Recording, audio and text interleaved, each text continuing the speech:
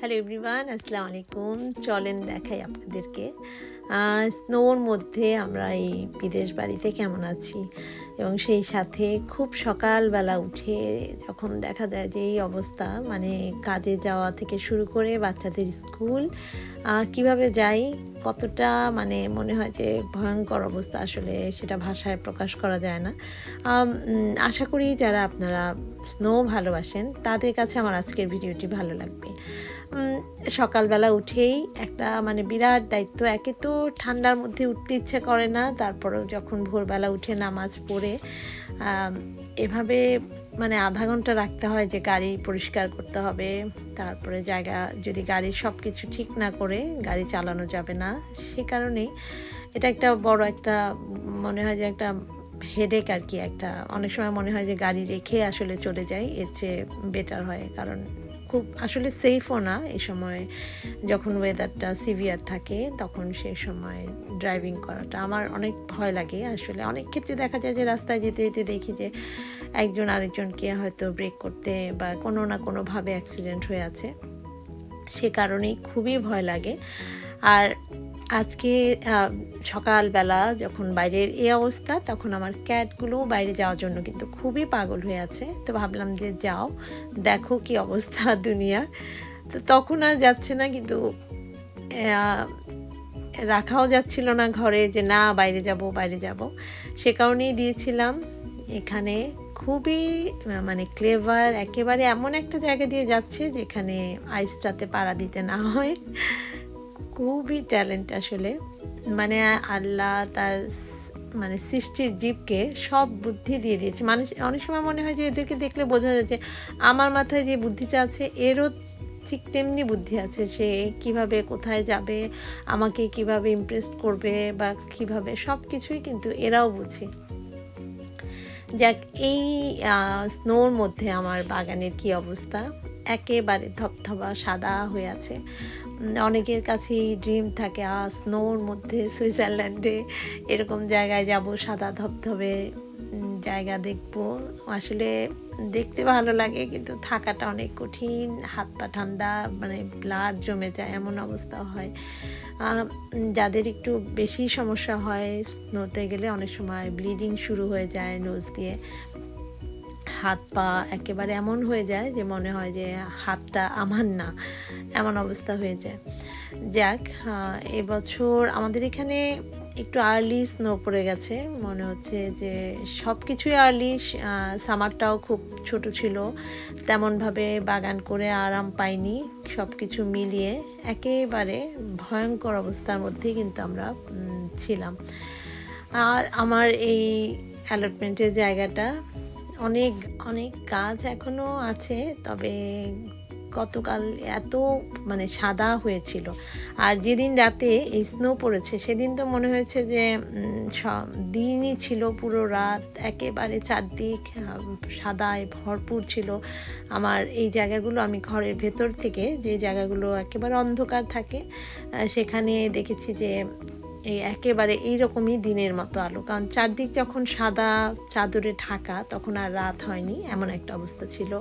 আর দেখতে পাচ্ছিলাম যে শিয়াল এসে সেখানে খুব মনের আনন্দে বিভিন্ন ধরনের প্রাণীরা আসলে রাতেবেলা বেরোয়, সেগুলো একেবারে জাম্পিং করছে মনের খুশিতে।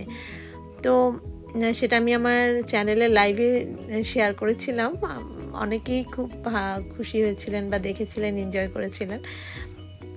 এখানে আজকে এবারে যে বরফটা, এটা এমন যে একেবারে খুবই ফ্লাপি আর খুবই পুরো, অনেক বেশি পরিমাণে স্নো পড়ছে। আসলে আমার পুরো জুতোটাই এভাবে ডেবে গেছে। তো খুব সাবধানে এসেছি দেখার জন্য যে কি অবস্থা আমার জায়গাটা, বাগানটা দেখি। এবং একটু একটু করে রোদ উঠে শুরু করেছে। রোদ উঠলেও কিন্তু রোদের মধ্যে কোনো তেজ নেই, সে কারণেই এটাকে মেল্ট হবে এমন কোনো আশাও নেই। খুবই ঠান্ডা আসলে। মাঝখানে যখন একটু সানি হয়েছে তখন দেখা যাচ্ছে যে এইভাবে একটু একটু করে গাছগুলো বেরোচ্ছে। এই গাছটা আসলে যতই স্নো পড়ুক এই গাছটা কিন্তু নষ্ট হবে না। এটা হচ্ছে ব্রোকলি গাছ, আপনাদের সাথে আমার চ্যানেলে শেয়ার করেছিলাম।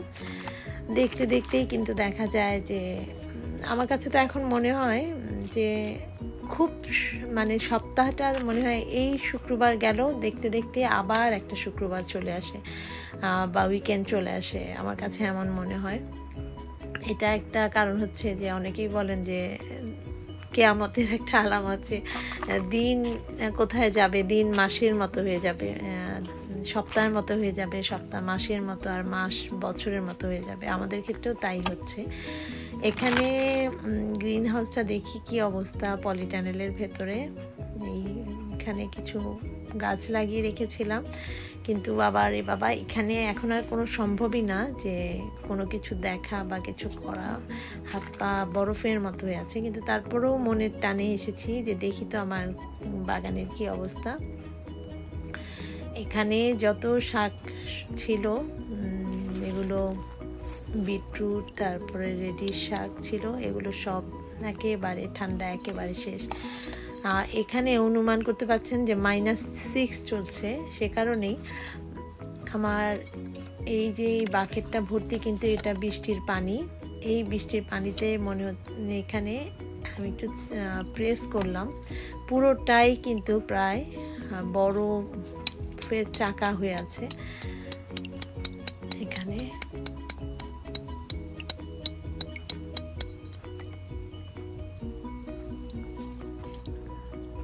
কি পরিমাণ ঠান্ডার মধ্যে আমরা থাকি। অনেক সময় আমাদের পরিবারে যারা থাকেন বাংলাদেশে বা অন্যান্য জায়গায়, তারা দেখে বলেন, ইস কি কষ্ট তোমরা করো। সত্যি এটার একটা কষ্ট তো আছেই। ঠান্ডার সময় আমাদের লাইফস্টাইলটা অনেক ভোগান্তির হয়ে যায়, অনেক কষ্ট করতে হয়, অনেক অ্যাক্সিডেন্টের শিকার হতে হয়, যেমন পড়ে যাওয়ার ভয় থাকে।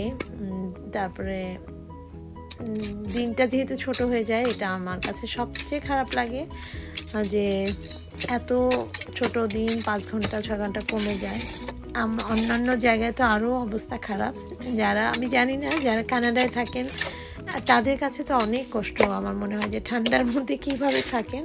এবছর এতটা ঠান্ডা আমার এখানে পড়াতেই আমার মনে হয় যে একেবারে বেহাল অবস্থা হয়ে গেছে। আর এখন বাচ্চারা কোনো এগুলো ধরতে চাইলেও দিতে চাই না, কারণ হচ্ছে মনে হয় যে না, আবার দেখা যাবে 7 দিন বেডে পড়ে থাকে বা নিজেরও ক্ষতি হয়। কিছু মেথি শাক লাগিয়েছিলাম, সেখান থেকে তুলে নিলাম। মন্দ কি, যখনই আসি কিছু না কিছু তো পাই বাগান থেকে। খুবই মজার একটা শাক। এখানে এখন তো আর এগুলো করা সম্ভব না, তবে যখন একটু ওয়েদারটা চেঞ্জ হয়ে যাবে, যারা করতে চান তারা ফেব্রুয়ারি জানুয়ারির দিকে ইচ্ছে করলে করতে পারবেন। এখানে যে গাছগুলো ছিল সবগুলো কিন্তু একেবারে সঙ্গে সঙ্গেই মানে মারা গেছে। যখনই গাছে ঠান্ডা বা স্নো পড়েছে, সঙ্গে সঙ্গে প্রত্যেকটা টবের গাছ সেখানেই শেষ হয়ে গেছে। একেবারে সতেজ যে গাছগুলো ছিল সেগুলো এই অবস্থা। আমি কিন্তু এই কচু গাছগুলোকে দেখেছিলাম একেবারে সতেজ, তাই ভাবলাম যে কাটার দরকার নেই। প্রত্যেকটা গাছই একেবারে নুয়ে গেছে।